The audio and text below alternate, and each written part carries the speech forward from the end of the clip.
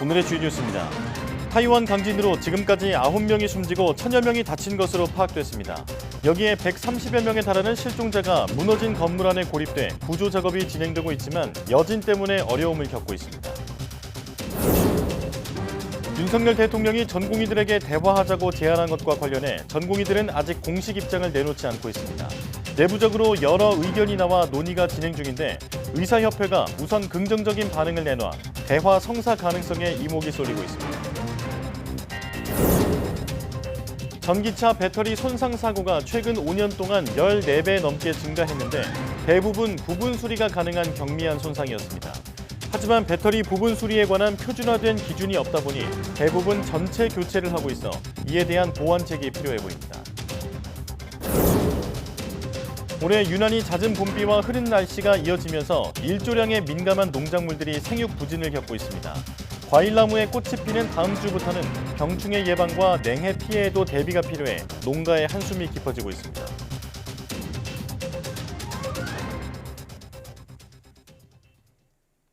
여러분 안녕하십니까? 4월 4일 사이언스 투데이입니다. 먼저 어제 강진이 발생한 타이완 소식입니다.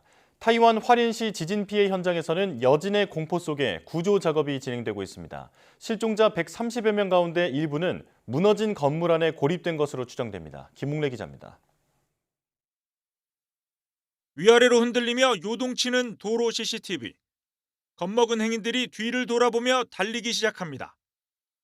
차 한 대가 도로를 지나는 순간 먼지를 내뿜으며 10층짜리 건물이 무너질 듯 기웁니다. 규모 7이 넘는 강진이 25년 만에 타이완을 강타한 순간입니다. 45도 정도 기울다 붕괴 직전 멈춰선 건물. 무너지고 뒤틀린 아래층에 주민이 갇힌 걸로 추정됩니다. 밤새 구조 작업이 진행되긴 했지만 이렇다 할 성과는 없었습니다. 那个大楼的结构它的1、2楼已经被挤压变形了，所以它整个一个重量就压在我们这个民众的身上，所以这个是最主要困难的一个地点。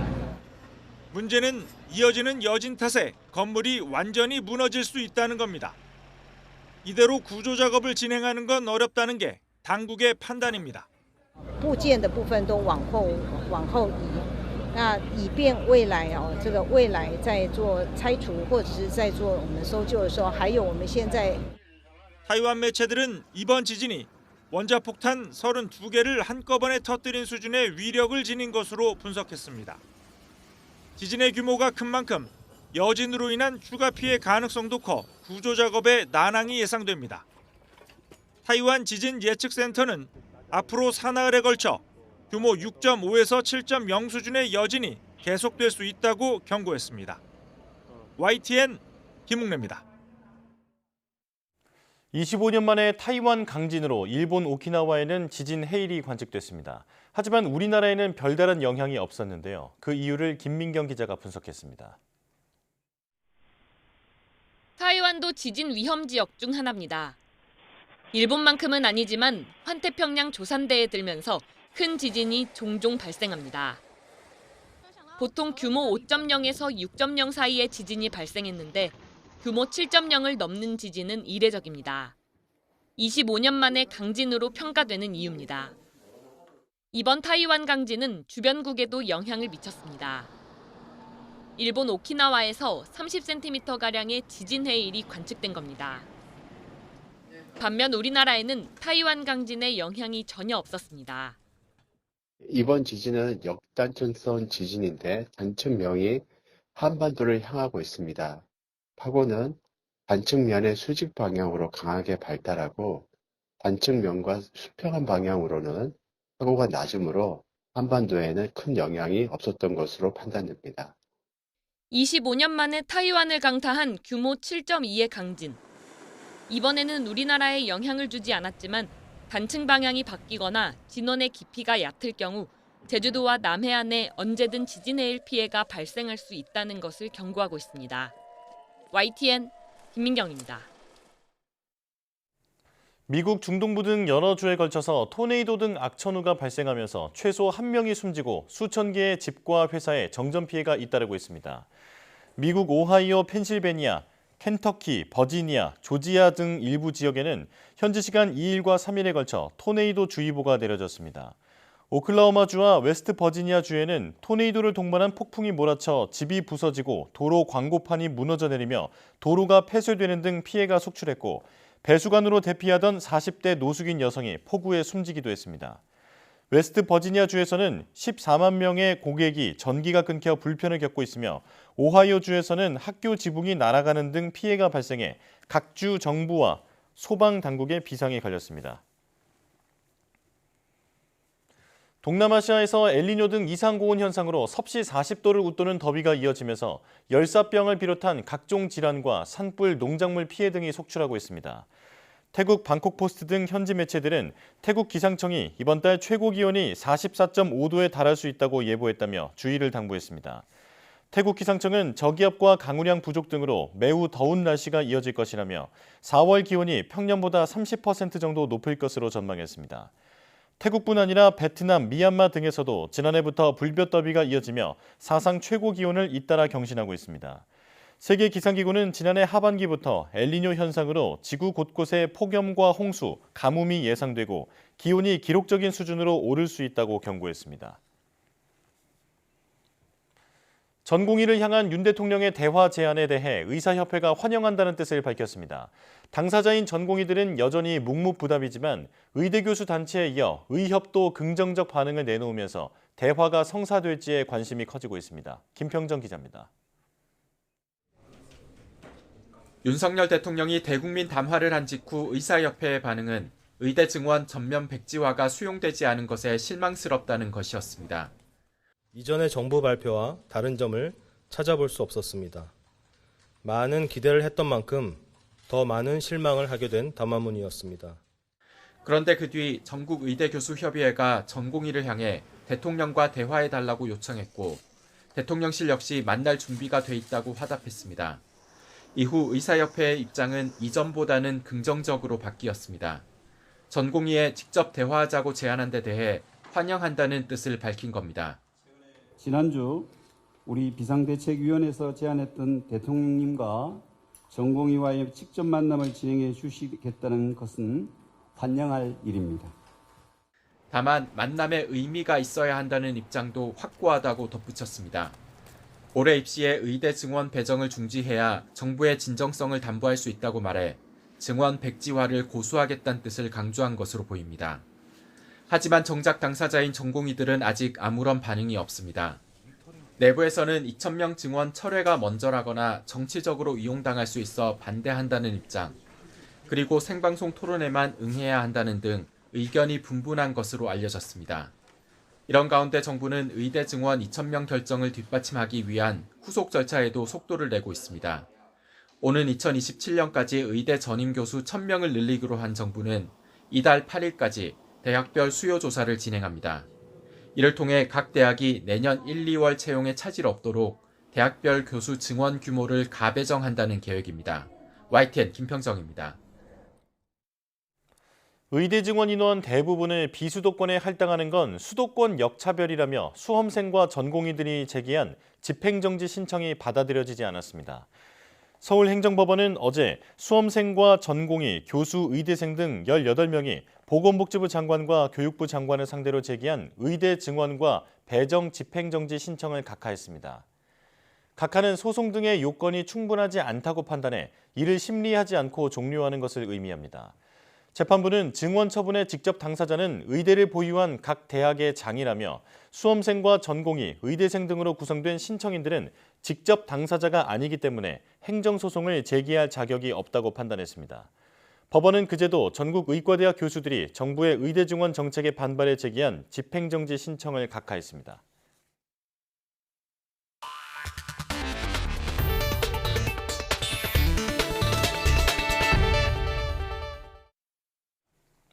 최근 전기차가 늘면서 배터리 손상 사고도 급증하고 있습니다. 그런데 경미한 부분 손상에도 큰 비용을 들여 배터리 전체를 교체하는 경우가 부지기수인데요. 운전자들은 왜 이런 선택을 하는지 엄윤주 기자가 알아봤습니다. 고속도로를 달리는 전기차를 향해 벼랑간 배수관 뚜껑이 달려듭니다. 차량 아래 배터리 팩과 부딪히고 맙니다. 밖으로 튀어나온 배수로 뚜껑이 배터리를 정면으로 들이받기도 합니다. 최근 5년 동안 전기차 등록 대수가 크게 늘면서 관련 배터리 손상 사고도 14배 넘게 급증했습니다. 주로 도로 위 이물질 때문에 발생하는데 대체로 부분 수리가 가능한 손상입니다. 그런데 실제로는 부분 수리보다 신품으로 아예 교환하는 경우가 훨씬 많았습니다. 비용이 2천만 원 가까이 더 드는데도 운전자들이 굳이 배터리를 교체하는 이유가 뭘까? 배터리를 수리해야 할지 교환해야 할지 제조사조차 뚜렷한 판별 기준을 가지고 있지 않기 때문입니다. 정비 현장을 고려해 표준화된 제재조 성능 평가와 안전 기준을 마련해야 한다는 지적이 나오는 지점입니다. 이게 수리를 한다면 더 많은 비용을 절약할 수 있어서 전손 처리는 안 하고 이제 분손 처리를 해서 수리를 하게 되면 고객의 부담이 적어지고 이제 환경적 측면에서도 기여할 수 있는 그런. 내년 국내 전기차 등록 대수는 100만 대를 넘어설 것으로 예상됩니다. 불필요한 사회적 비용을 아끼기 위해서라도 배터리 제재조 산업 활성화 고민이 필요한 시점입니다. YTN 엄윤주입니다. 정부가 메르세데스 벤츠 코리아와 스텔란티스 코리아, 혼다 코리아와 제규어 랜드로버 코리아에서 수입 판매한 60여 개 차종 5만 700여 대에 대해 자발적 시정 조치를 합니다. 국토교통부는 해당 기업에서 수입 판매한 62개 차종 5만 760대에서 제작 결함이 발견돼 자발적 시정 조치를 한다고 밝혔습니다. 벤츠 E350 포매틱 등 8개 차종 2만 7천여 대는 48V 배터리 접지부에 연결 볼트 고정 불량이 확인됐습니다. 스텔란티스의 지프 그랜드 체로키 3천여 대는 차량 앞쪽 상부 컨트롤함, 즉 본체와 바퀴 연결 장치에 고정 볼트 조립 불량이 발견됐습니다. 제주도와 남해안 지역에 돌풍을 동반한 많은 비가 내렸습니다. 올해는 유난히 잦은 비와 흐린 날씨가 많아 멜론 등이 큰 피해를 봤는데요. 요란한 봄비에 농작물 관리에도 비상이 걸렸습니다. 오선열 기자입니다. 전남 나주의 양파밭입니다. 겨우내 키운 양파 이파리는 발목 높이를 겨우 넘겼습니다. 생육 상태들이 안 좋아가지고 이렇게 지금 양파가 안 크고 있는데 이맘때쯤 정상적으로 자란 양파는 얼음 무릎 높이까지 올라오는데 길이도 굵기도 턱없이 부족합니다. 지난해 11월 파종한 양파밭입니다. 흐린 날씨와 잦은 비에 일조량에 민감한 농작물은 생육 부진으로 이어지고 있습니다. 기온이 한창 오를 시기에 남해안 지역엔 50mm가 넘는 비가 내렸습니다. 봄비치곤 많은 비에 농민들은 제초 작업도 하지 못했습니다.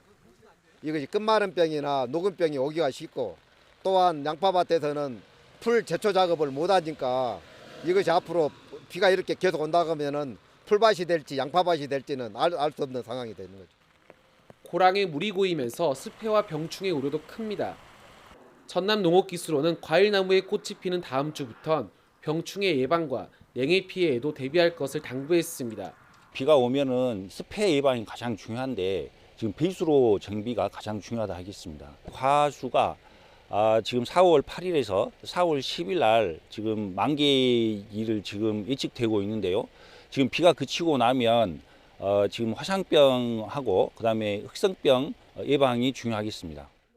기상청은 이번 달에도 평년과 비슷하거나 많은 비가 내릴 것으로 전망하면서 일조량 부족의 농작물 피해를 겪고 있는 농가의 한숨이 깊어지고 있습니다. YTN 오세르입니다.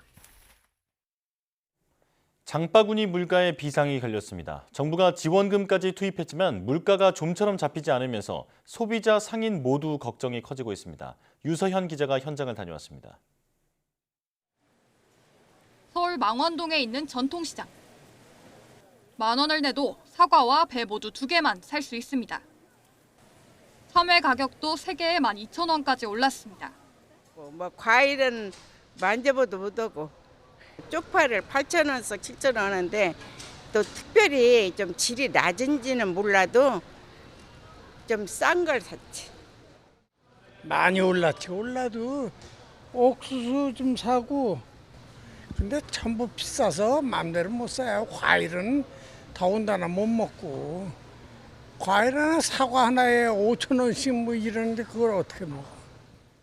물가가 천정부지로 오르면서 상인들도 힘든 건 마찬가지입니다. 도매 시장에서 물건을 구해오는 것부터 부담입니다. 뭐 너무 비싸니까 2박스 살 것을 1박스밖에 구입을 못해요. 땅에서 나는 거, 흙에서 나는 거, 감자, 당근, 양배추 쪽으로가 한 40% 이상 올랐어요. 한 며칠 사이에. 소비 심리도 위축될 수밖에 없습니다. 두부 한 모에 2,500원 가는데 그 한 모를 사는 것도 망설여지고 그거 반모 안 파냐고 물어보고 할 정도예요. 그 정도로 경기가 안 좋아졌다는 거죠. 소비자 물가 상승률은 2달 연속 3%대입니다. 지난달에도 농산물 가격이 20%나 오르면서 전체 물가 오름세를 이끌었습니다. 특히 사과 가격은 88.2% 올라 통계 작성 이래 역대 최대 상승폭을 기록했습니다. 정부는 납품 단가 지원, 농축산물 할인 등 물가 안정을 위해 2천억 원이 넘는 예산을 투입했습니다. 하지만 국제 유가까지 오르는 등 각종 불안 요인에 좀처럼 물가가 잡히지 않으면서 소비자와 상인 모두 시름이 깊어지고 있습니다. YTN 유선입니다. 우리나라 합계 출산율은 역대 최저치를 기록하며 감소세를 이어가고 있는데요. 충청남도가 아이를 낳으면 성인이 될 때까지 자치단체가 책임지겠다며 다양한 대책들을 내놔 출산율 상승으로 이어질지 주목됩니다. 이상곤 기자입니다. 지난해 우리나라 합계 출산율은 0.72명, 역대 최저 기록을 또 갈아치웠습니다. 경제협력개발기구 OECD 38개 회원국 가운데 최하입니다. 출산 장려금 등 각종 정책에도 저출산 문제가 좀처럼 해결되지 않자 충청남도가 돌파구 마련에 나섰습니다. 강화된 돌봄 정책은 현금 지원 대신 자녀가 태어나 성인이 될 때까지 보육 공백은 없도록 하겠다는 게 핵심입니다. 먼저 5살 이하 아이들을 야간이나 휴일에도 맡길 수 있도록 모든 시군에 24시간 365일 전담 보육시설을 설치하기로 했습니다. 또 주민자치센터 등을 활용해 초등학생 돌봄 사각지대를 해소하고 유명학원의 위탁 운영을 맡긴 공립학원을 설치해 중고등학생 학습권을 보장하겠다고 강조했습니다. 자녀를 낳는 부부의 주거 부담을 덜어주기 위해서는 공공아파트 특별 공급을 대폭 확대하기 위한 법령 개정도 추진하겠다고 밝혔습니다. 임신 및 출산, 가구에 대한 공공아파트 특별 공급 비율을 현재 55%에서 100%까지 대폭 확대하겠습니다. 2살 이하의 자녀를 둔 도청과 산하 공공기관 직원들을 대상으로는 재택근무 의무화가 추진됩니다. 충청남도는 주 1회 재택근무로 부모가 눈치 보지 않고 아이를 돌볼 수 있게 된다며 육아를 배려하는 문화가 정착되고 출산에 대한 인식이 바뀌길 기대했습니다. 지금 육아 시간이 있는데 사실 좀 사용하기가 어려워요. 그래도 의무적으로 사용할 수 있으면은 어쨌든 집에 엄마가 있는 거니까 그런 거는 더 좋을 것 같아요. 또 출산 후 아이를 키우는 것을 성과로 인정해 육아휴직자에게 A등급 이상을 부여하고 근무 성적 평정에도 추가 점수를 주기로 했습니다. 충청남도는 결혼한 부부가 미혼자보다 불이익을 당하는 제도 등을 개선할 필요가 있다며 정부의 저출산 문제 해결에 필요한 정책들도 제안했습니다. YTN 이상곤입니다. 경북 지역에서 유일한 신생아 집중치료시설이 문을 열었습니다. 무너진 필수 의료 체계를 다시 세우고 출산율을 끌어올리는 버팀목 역할을 할 수 있을지 주목됩니다. 이윤재 기자가 다녀왔습니다. 인큐베이터 속 아이의 발끝에 바늘이 꽂혀 있습니다. 의료진이 손을 넣어 아이를 꼼꼼히 살피고 치료합니다. 250여만 명이 사는 경북에서 유일한 신생아 집중치료시설입니다. 지난 2020년 2월 의료진 부족과 장비 유지 문제 등으로 문을 닫은 지 4년 만에 새로 문을 열었습니다. 이 문제에 대해서 관심을 가지고 지원해 주시고 전폭적으로 지지해 주시는 그 힘으로 저희들이 같이 협력해서 이번에 어렵게 구축했습니다.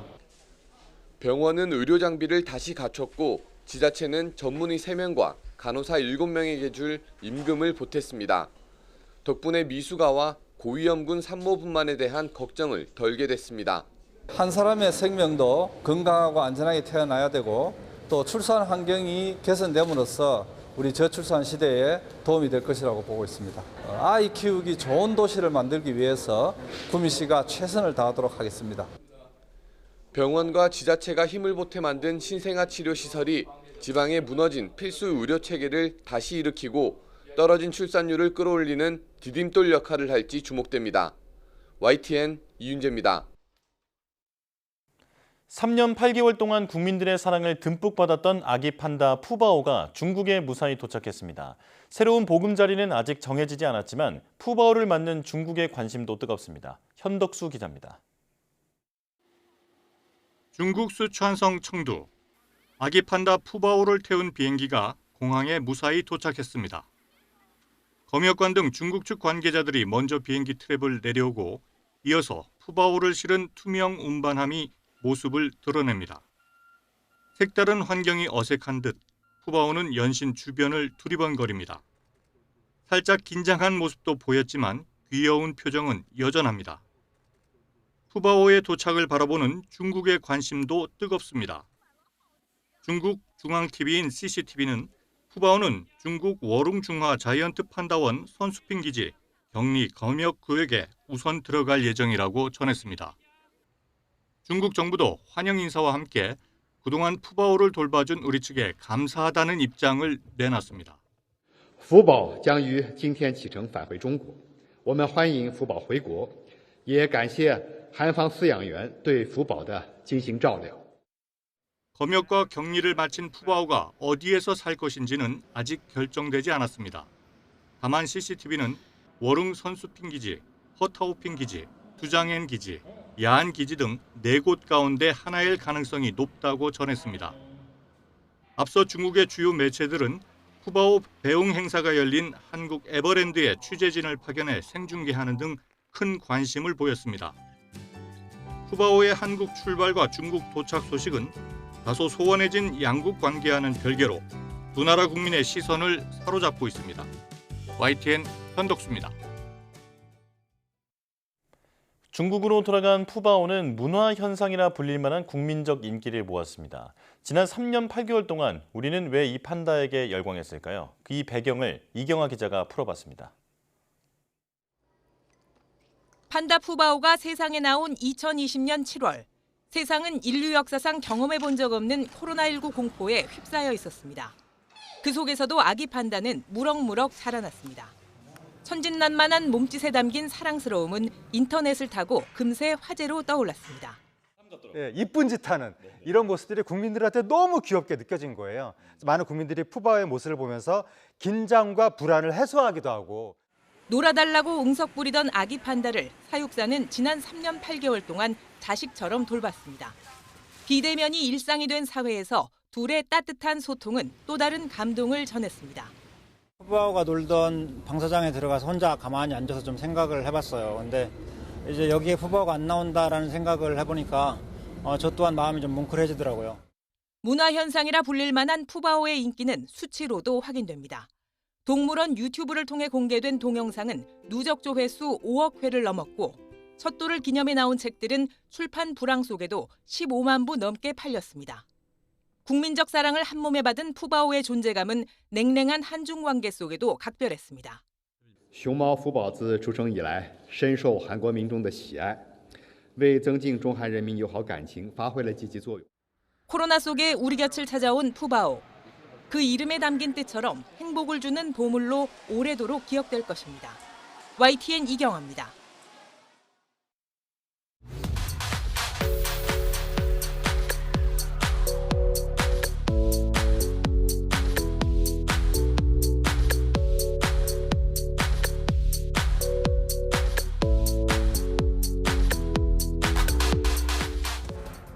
내년에 우리나라 전기차 등록 대수가 100만 대를 넘어설 거라고 하죠. 이렇게 본격적인 전기차 시대가 열리고 있는데 뚜렷한 배터리 정비 기준이 없어 작은 사고에도 배터리 전체를 교체하는 현실은 분명히 개선할 필요가 있어 보입니다. 사회적 비용뿐 아니라 국내 자동차 산업 경쟁력을 위해서라도 배터리를 고쳐 쓰고 다시 쓰는 재제조 산업에 관심이 필요해 보입니다. 뉴스 마칩니다. 고맙습니다.